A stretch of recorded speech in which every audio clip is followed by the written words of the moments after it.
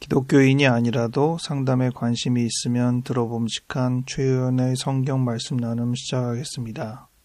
10월 6일 성령 강림 후 제20주 주일을 위한 말씀으로 히브리서 2장 8절 하반절부터 10절까지의 말씀을 가지고 불행의 이유라는 제목으로 말씀을 나누겠습니다.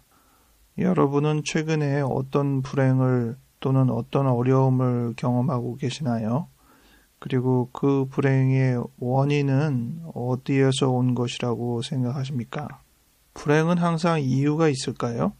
성경 욥기 2장 3절에는 까닭 없이라는 단어가 나옵니다. 까닭 없이 불행을 겪게 되었다는 거죠.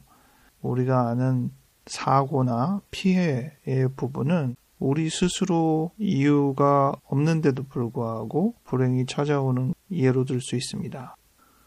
불행 내지 고난의 이유를 심리적인 규명을 하자면 3P, 세 개의 P라고 얘기하기도 하는데요.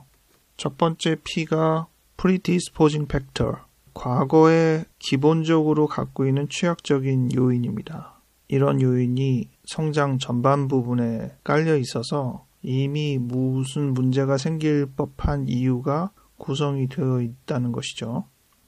그 다음 P가 Precipitating Factor, 유발인자라고 주로 번역을 하는데 최근에, 편의상 현재라고도 말할 건데요. 가장 가까운 시일에 이 문제가 외현화될 만한 구체적인 이유가 있다는 것이죠. 상담, 특히 역동상담의 영역에서는 이 두 인자, Predisposing Factor와 Precipitating Factor의 연결, 이 부분을 주목합니다.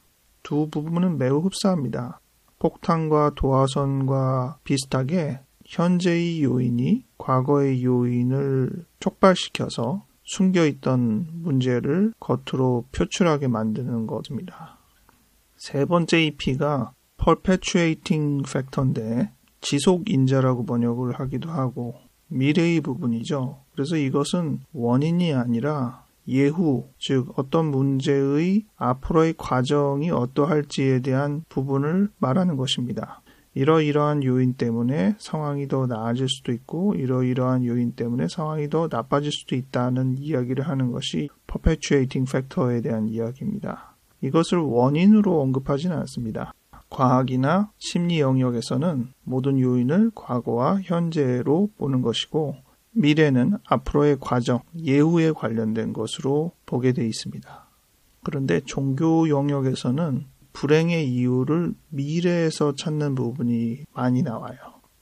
대표적으로 오늘 본문 중에 10절에 고난을 통하여 온전하게 하신다는 표현이 나오는데 현재의 불행이 향후의 온전함을 위해서 있다는 것이죠. 이것은 엄연하게는 원인은 아니나 원인처럼 표현되는 내지 의미 부여를 하는 것으로 생각할 수 있는데 종교 영역에서는 이런 표현이 다분히 많습니다. 우리가 쉽게 생각할 수 있는 미래의 원인에 의한 현재 현상들을 고려해 볼 수 있습니다. 체스나 장기 같은 게임에서 몇 수 앞서서 본다 이런 표현을 쓰잖아요. 장기 같은 경우에 처음에 내가 어떻게 말을 놓아서 상대방이 내 말을 잡거나 내 상황이 순간 불리해질 수 있도록 상황을 연출합니다. 그런데 이미 몇 수를 더 봤기 때문에 그 다음에는 어떻게 하겠다라는 전략에 따라 진행을 하면 오히려 그것이 불리한 수가 아니라 나에게 유리한 수로 변화가 일어나죠.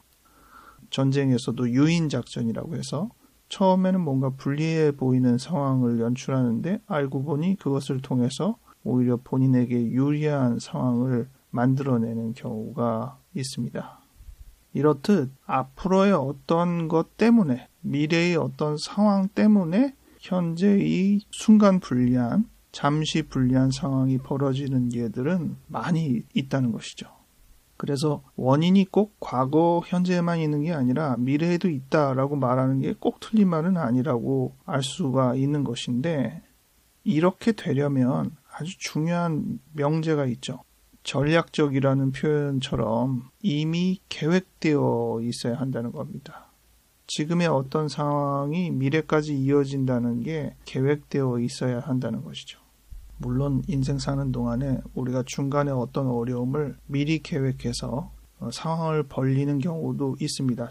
이것은 본인 스스로가 전략을 가지고 그야말로 미래의 어떤 이유 때문에 현재의 어떤 불행이나 어려움을 스스로 초래하게 한 것이죠. 그런데 그렇지 않았다고 하면, 내가 그렇게 계획하지도 않았는데 그 상황이 실제 그러한 부분이라고 한다면, 내가 내 인생의 계획을 잡은 게 아니라 누군가가 내 인생을 계획하고 내 인생을 설계했다는 뜻이 되는 겁니다.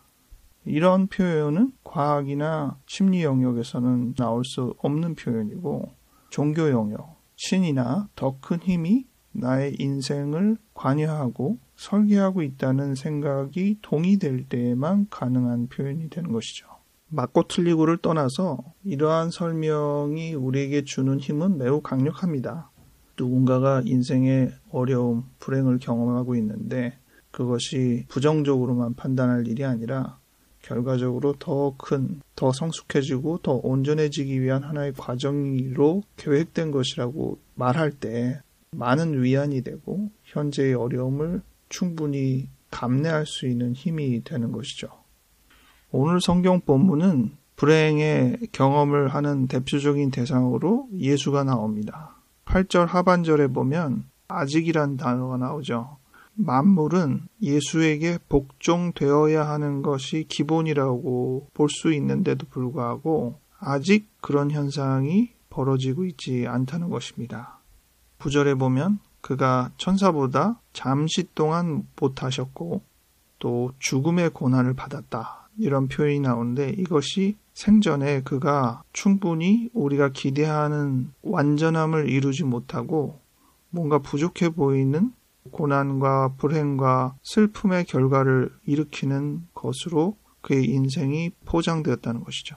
이 원인이 어디에 있느냐? 미래에 있다고 하는 것입니다. 그 경험을 통해서 예수가 온전해지고 세상 모든 것을 다스리시고 우리를 구원할 수 있는 자리에 가실 수 있게 된다는 것입니다. 예수께서 또 어떤 한 사람의 인생을 그의 불행의 이유를 미래로 설명하신 예가 있습니다. 요한복음 9장 1절부터 7절에 있는 말씀인데요. 날 때부터 소경된 사람이 있었어요. 그를 보고 제자들이 예수께 질문합니다. 이 사람이 태어나면서부터 맹인이 된 것이 누구의 죄 때문입니까? 자기의 죄 때문입니까? 아니면 그 부모의 죄 때문입니까? 이렇게 묻습니다. 오늘 제가 이야기한 기준으로 제자의 질문을 다시 확인한다면 저 사람의 불행은 과거로부터 있는 기본적인 최악적인 이유 때문입니까? 아니면 현재의 상황에 의해서 유발된 문제입니까? 라고 묻는 것과 비슷합니다.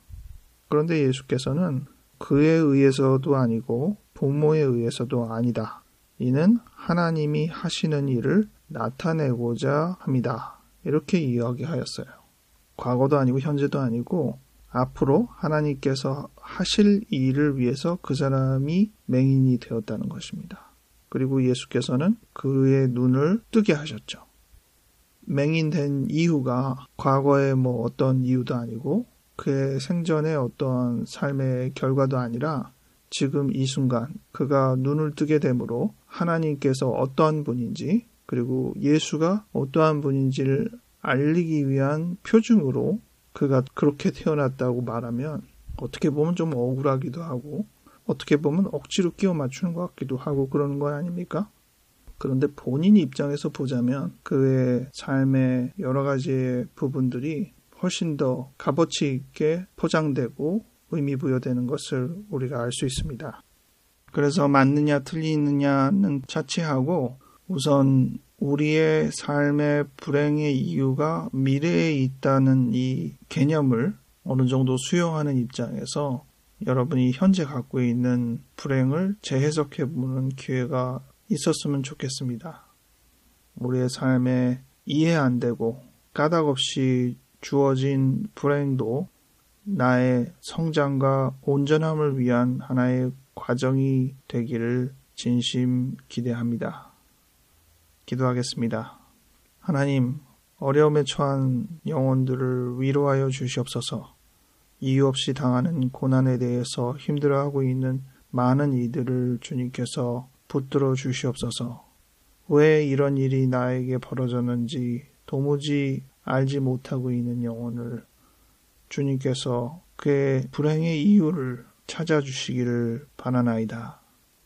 어려움에 처한 하루하루가 언제 끝날지 모르는 여정을 걸어가고 있을 때조차도 하나님께서 보여주시는 한 줄기 빛으로 말미암아 넉넉히 수용하고 감내할 수 있는 걸음이 되게 인도하여 주시옵소서.